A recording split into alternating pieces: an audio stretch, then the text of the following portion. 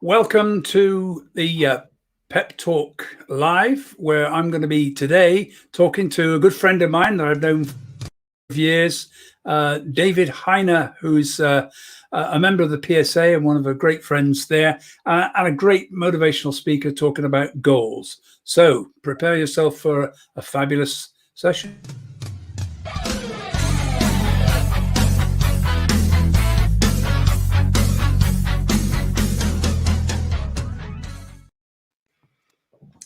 Hi, David. Welcome to the show. I was rocking out to that intro music there. That was great.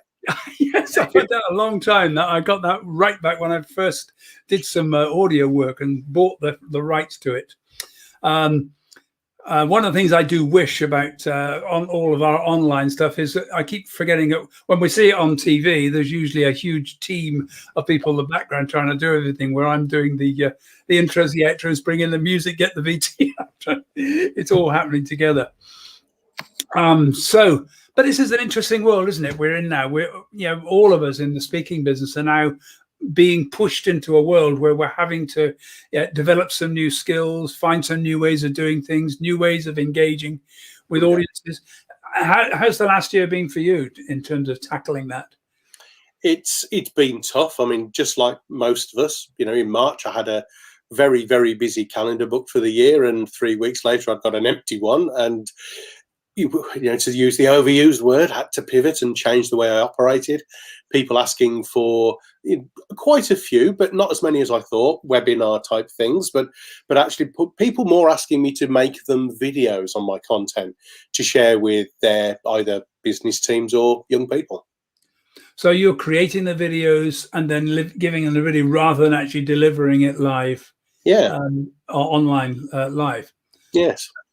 That's been interesting. And have you found any particular pieces of software that help you to do that? I am a very, very simple person, quite literally, right? So I don't use fancy technologies. I mean, as you can see, I don't use a lot of green screens. What you see is what you get with David Hyner. I give hard-hitting, practical advice. I am not tall, slim, white teeth, pointy fingers, shiny suit, and gimmicks. I use props, visual aids. I will use a flip chart, occasionally a green screen, but no, typically I just use my Mac and iMovie on the Mac to record them, or I've got a proper, which you can't see, lighting, a microphone and camera set up for if I'm doing a bespoke video for someone. Okay, so it's all kept for us. So, I mean, we met back when in the early days of the Professional Speaking Association. How long have you been speaking now?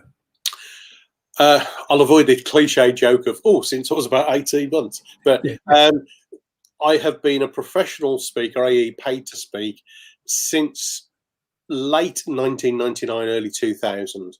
Okay, so about the time we started the PSA. So yeah. I mean, and to be honest, before the PSA, there really wasn't a speaking industry. No. There was a celebrity speaking industry, but in terms of people developing a career from scratch as a speaker, that didn't happen. So, how did yours come about? What got you into becoming a speaker? Well, a lot of speakers plan or desire to become a speaker. I started interviewing really successful men and women who, at the time, were my customers. I was a chef. That's where I get my wonderful Kung Fu Panda physique from, Rikki. And my friends joke and say that you're a mixture between Kung Fu Panda and a Peaky Blinder with your Brummie accent. And I was a good chef, but I wasn't growing the business. And because of my experiences as a kid in schools, I wasn't really into education. So I thought, how can I find out how to be better? And my customers, being very successful men and women, I started interviewing them, asking them how they thought and behaved, how they set goals, what made them more successful than us. And Rikki, what they told me was so simple. There wasn't lots of flow charts, long words, complicated science and ego. It was simple, practical processes and systems with very easy to apply ways of thinking and behaving. And when I started to use what they taught me around the age of 30, having for 29 and a half years strived for and achieved nothing at all, I started to achieve fairly reasonably significant stuff for someone like me. And the more I started to achieve, the more people said, "Oh, Dave, will you come and speak?" I went, No, I'm not a speaker. The thought of doing that would have terrified me to my core. And it was only one day when a mutual friend of ours, Mary Collin, pinned me to a wall and said, "You're speaking." I went, "Okay." And I realized that the information I'd got on goal setting could make a genuine difference to people. And that was just a light bulb moment for me. And that was it. I was off and running. Excellent. So I mean, you've interviewed. I was looking at your website. Was it 250 over 250 successful business people, basically, or? Well, business. So I've interviewed millionaires, billionaires, captains of industry, scientists, inventors, academics, entertainers, authors, rock stars, politicians, numerous world champions, British, European sporting champions, Olympians, every walk of life, every gender, virtually every continent on the planet you could imagine, trying to find out how they think and behave. So were these like long interviews that you held with them, or if it... Initially, the first 150 were what I would call proper, full research interviews, Right? and they were lasting anything from half an hour up to an hour and a half. Yeah. And but these days, because I've got such an overwhelming volume of content that it's impossible to argue with the facts that have come out of it. Absolutely impossible. That these days an interview tends to be far more relaxed, informal, and lasts about 20 minutes, half an hour. But it's a quite interesting process, isn't it? Because I know quite a few people have done this. I mean, if you think that the best-selling book of all time, Think and Grow Rich, was based upon exactly that same thing. Napoleon Hill went round and interviewed a whole bunch of multimillionaires and said, "How did you become rich?" Put it together in a book. Yeah. And that's partly what inspired me to do a British version of that book. Yeah, absolutely. And there was, in fact, one of the things we discovered in our research was similar to Think and Grow Rich, in that they call it mastermind groups, and sadly, wrongly, everyone assumes that because of Think and Grow Rich, mastermind groups started in America at the turn of the last century, and my research proves they didn't. And I'm very open for them to prove to me that it started in ancient China, India, Greece, or the Middle East somewhere. But there's no written recorded evidence that's been found of that yet. They actually started here in the UK, and the founding members of the Lunar Society recorded the way they ran their mastermind meetings. And these people, they were just normal people like you and I, but they changed the world forever with what they achieved and gave birth to the Industrial Revolution. So mastermind groups is the UK's birthright. Now, be honest, I suppose that when I first set up PSA, our steering group was a mastermind group. We were together. We had a particular focus that together we were creating the PSA. But for some reason, because I was so focused on trying to get that done and trying to run a business, other people were getting into mastermind groups quite quickly, but I didn't. And it was a very weird thing that I sort of missed out on it because all of my focus was on getting the PSA up, running and surviving. It didn't actually do. It's the thing about any organization. You think, oh my God, it's there. Look how good it is now. For the first 3 to 5 years, it was a rocky road. And we only just made it. A lot of associations don't. Yeah. And I'd actually been involved in one which failed, and I learned from that what not to do, and which is why we didn't have a convention for 2 years, because we see associations go down the pan because they run a convention that busts them, and that's it. They just can't. What do you do with mastermind groups? Are you actually helping people to create mastermind groups or get into them now? Yeah, I noticed it on your website. Yeah, I give people information on how they can set up their own and run it along the lines of how the Lunar Society did.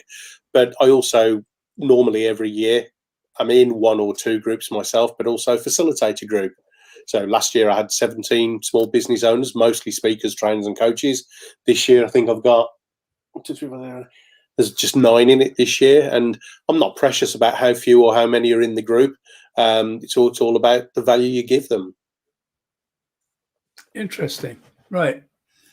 So, and those groups are made up of a wide selection of different skills, or is it relatively new people coming in?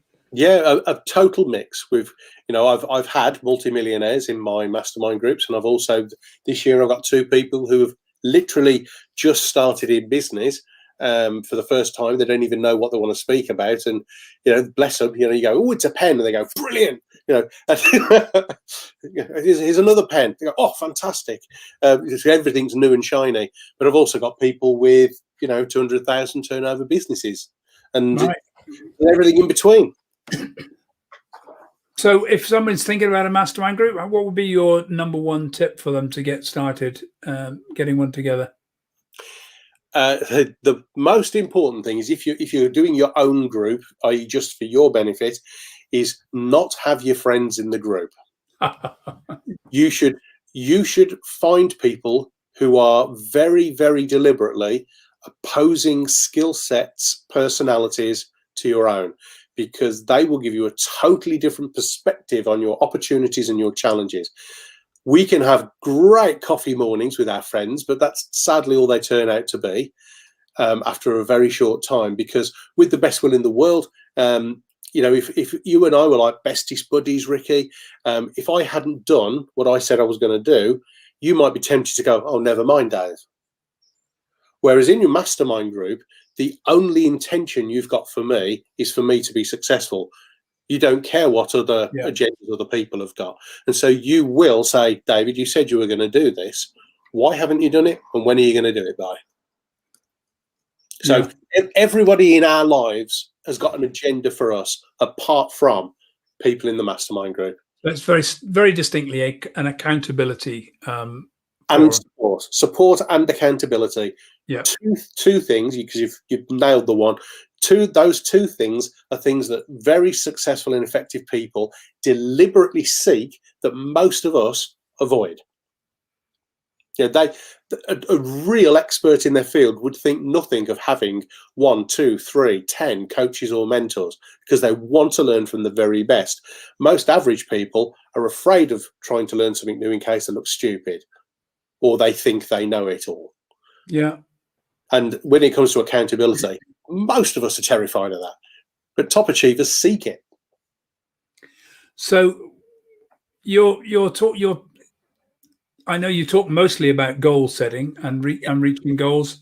That came out of the combination of the mastermind groups, the interviewing 250 people, and massive goals just came out of interviewing successful people, and it was my epiphany moment, my crucible moment in life. It was when I realized that most people are being taught to set realistic goals, and yet Rikki, with tongue lodged firmly in cheek, let me ask you the question. Out of 258 top achieving men and women, asking them the specific question, how do you set goals? How many of them do you think answered by going, oh, I set realistic goals? I would guess it's probably 249. No, not one of them. Not one. Not one. Not even a single one. They all used words like huge, massive, enormous. Right. Some people have heard of BHAGs, big, hairy, audacious goals. Tim Watts, the Pertemps founder, massive recruitment company, he calls them big, fat, hairy goals. They all refer to huge goals.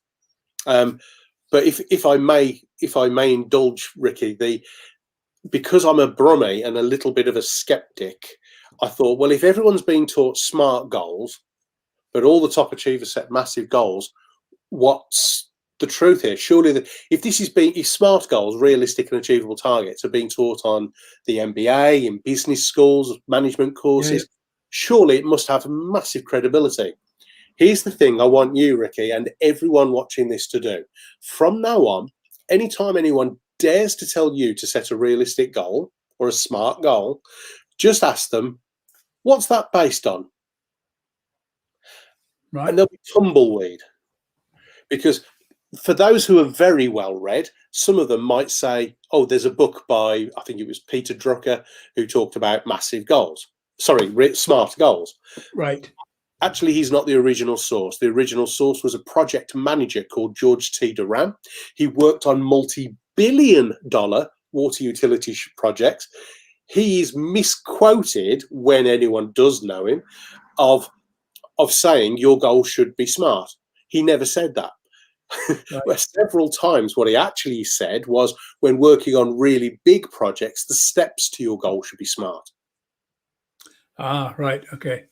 Now, that is such a simple twist of language and linguistics, but it was just like it was like an atom bomb going off in my head, because I'm a very simple, practical person, and I just thought, well, I've been setting realistic goals with realistic steps. Why don't I just set a bigger goal with realistic steps to it? And we went out, a friend of mine and I, we set a massive goal, and we absolutely smashed it first time. And ever since then, we have been absolutely honoured that over 22 years, 1 million people have heard the massive goal process. And those who have applied it, we've had Amazon #1 authors, British European sporting champions, millionaires in business. We've had people break charity fundraising records, academic records, sales records. We've had people just achieve incredible things, including one young lady who ended up getting mentored by Barack Obama, the serving American president. And we have had so many success stories that I think the thing that I love about this work is the impact. It's lovely to have our ego stroked with applause and jolly well done, David. But actually, what I love to be judged on is the impact, and that's what I'm so proud of, Rikki. I'm so proud of it. And is this the main message that you're taking into schools and the work you do in schools? Yeah, massive goals is the biggest thing we do. The other thing we do in schools is we've taught about 700,000 young adults memory techniques. And when we combine the memory techniques with the goals, boom. I mean, we have helped countless students go up by 1 to 4 grades inside 4 weeks. And all they do. What sort of memory techniques are you teaching them to do that? Fairly standard ones, but we make them very fun. So we teach them, if you're familiar with the journey process, as it's called, or the most common one we do is memory stacking pictures and adding intense feelings and emotions to the images, because it just massively increases the recall. And of course, the young people, they love music, so just using rhyme and rap and hip hop, and we're just incredible what young people do. I was heavily involved in personal development training back in the 70s, and that was when I first came across memory pegs, which I think is Harry Lorraine's approach, which was about just literally replacing all the numbers with an image that you then continue to use, and just hang everything on these pegs. And I was quite amazed, and I think most people were quite amazed. They'd come to a workshop, and in half an hour they memorized a list of 25 items. Not just memorize them in the right order, but memorize them in any order, and could tell me which ones had been missed out.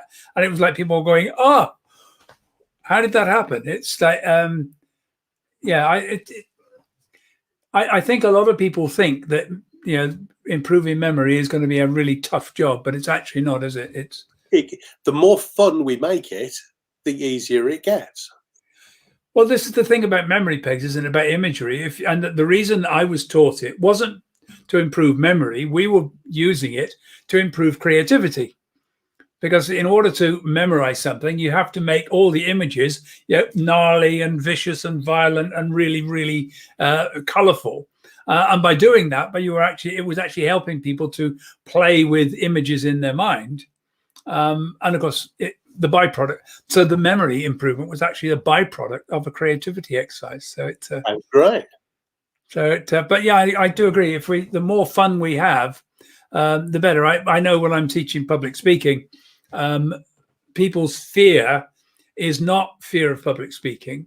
Their fear is of making a fool of themselves. Yeah. So one of the first things I do is basically encourage everybody to make a fool of themselves and get over it. I mean, you go on a drama class, and the first thing people says, "Oh, I want you to be a tree, sway in the breeze." And you go, "Oh no!" But once you started being a tree or being an animal or being and started to play with that, all of a sudden you stop thinking, "Oh my God, I'm going to make a fool of myself," and you just get on and do it. So how are you finding? I mean, working with schools must be quite difficult at the moment. With there's nothing live happening really. So yeah, it's all webinar and pre-recorded stuff at the moment. Still doing quite a bit of one-to-one using Skype and Zoom and whatever, helping vulnerable young people, which is actually it's probably the first time I've ever probably talked about that. But I do quite a bit helping vulnerable young people who are struggling one-to-one. But most of the work tends to be pre-recorded or webinar at the minute. That's an interesting thing. I think it's interesting for people watching it. I'm hoping to help people to become speakers, but obviously at a time when there are no meetings. So hopefully they will realize that there is a lot we can continue to do. And I think getting started in speaking now and learning skills online and learning how to just be a natural speaker is going to help people in an enormous amount. I was watching, talking to Steve Head, who we both know quite well. And it was interesting seeing that he said, right, I'm just going to try and do what I do on stage, which is working with a flip chart and do it on screen. And I think that's I'm using a green screen here, but I've got flip charts, and I think we're just having to be flexible and play, And people are more forgiving. Are you finding actually that it's wonderful that 2 years ago, if we'd have had this technology, it would have had to have been so professional. Yes. The slightest little thing would have been, oh, that was terrible. Whereas because of lockdown and we've been pushed into this environment so quickly as a learning curve, that actually we're really forgiving and quite accepting. So I'm absolutely fine with any speaker who says, oh, David, you should have a green screen or you should smarten up your office. I'm absolutely fine with that for them. I'm myself, if I'm interviewing someone and their phone goes, it's not a problem. If their kid comes in the room or they spill a cup of tea down them, it's not a problem to me. Just kind of life. We've got to deal with what's true and what's in front of us. Yeah, that's good. So, David, people can find you at davidhyner.com. Yeah, that's your primary. Yeah, and I'm over social media like a rash. I know, and I've noticed on your website that the links to all your social media sites there. So rather than give lots of links, I've put this link to your website in the show notes so people can find you. One piece of advice for someone who's come up sort of literally by just accidentally becoming a speaker. Best advice for someone developing their speaking skills to become I want people to become outstanding speakers. What's the one thing that you think people can do to stand out from the crowd, become a better speaker? Never stop practicing, even when you think you've crafted your keynote within an inch of its life. Never, ever stop rehearsing it. Even if you don't, like me, I don't remember it word for word, but I rehearse all the time the keynote. Rehearse. Get so good at your content that when you're presenting it, you don't have to remember what you're saying, which leaves your mind free to focus on how you're saying it. And that is a fine line between being a good public speaker and a great professional speaker. That's really good advice, that, because it also highlights one of the things that I try to get people to know. Your topic has got to be a topic you love so much that you actually don't mind talking about it for the rest of your life, because it's probably what's going to happen. Yeah, every day for the rest of your life, backwards if you had to. And you should just know it. You should just know it, because you should use and try not to nick other people's content. You don't need it if you've got your own. And I think people don't realize this, that the more you focus down onto a specific, very tiny niche, actually the better you become. And what you do, it's like a PhD. Your PhD is just one question. Out of a multitude of things you can ask, you're just looking at one specific question. I did my master's degree. It was like, how do trans women cope? And that was it. That's all I was looking at. So the whole transgender issue is a big issue, but my whole 6 months doing my effectively a mini dissertation, was just looking at one question: how do people cope with being trans? So interesting. Brilliant. Thank you very much indeed, David. Really appreciate that. It's been a fabulous show. I shall. I've got. Have I got anything else that? No, I was just. Nope. I think we're there. So great. Thank you for being on the show. I'm just going to close off, and I'll come back to you in a minute. So thanks, David. Really appreciate all your help. Really, really useful. Cheers. Okay, so I'm back tomorrow. My guest tomorrow will be Ian Clack, who's another person who started his life as a chef, but now works in the care industry.